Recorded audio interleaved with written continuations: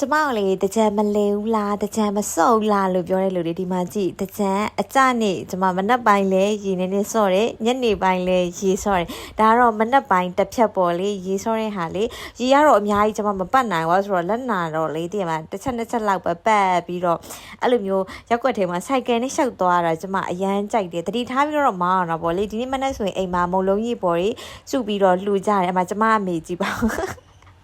ကျမမေးလေလေတကြံပိုးပါတယ်လို့ပြောမှာအသက်ကြီးမှတကြံပိုးကပါတယ်ကျမတို့မန်တက်ကလေတက်ကြီးရွယ်ကိုမန်တက်လို့တော့ပေးရမယ်တလားကလေးတွေလူငယ်တွေကတိတ်ပြီးတော့ပိုးမပါဘူးလူကြီးတွေအကုန်လုံးကပိုးပါတယ်အဲ့တော့ဒီမှာမုံလုံးကြီးပေါ်ဆိုအတော်ကြီးမှာလောက်တာဖြစ်တဲ့ဝိုင်းပြီးတော့လုတ်ပေးတယ်ဒီမှာမုံလုံးကြီးပေါ်လေးတော်တော်လေးစားတော့ကောင်ကျမတို့ထက်ညက်ကိုနည်းနည်းကြီးတာလေးကြိုက်တယ်ထက်ညက်နည်းနည်းလေးဆိုရင်ကျမထပ်ပြီးတော့စားတယ်ကွာဒီနေ့တော့မုံလုံးကြီးပေါ်အဝစားရမနစ်တော့မစားသမျှဒီနေ့အဝစားရဒါကတော့အကြနေရဲ့ညက်နေပါကျမရေသိမ့်မစော့ဘူးလေမစော့တော့အမှခလေးကန်တဲ့ကိုသွားပြီးတော့ရေပဲစိတ်နာများတယ်ရေသိမ့်မပတ်ဘူးလက်နာတာမို့လို့လေဒီညနေပိုင်းလဲကမုံလုံးကြီးပေါ်လေးလိုက်ပို့ရင်းနဲ့စိုက်ကယ်နဲ့လုံးဝမြောက်တကုံထဲမှာလေ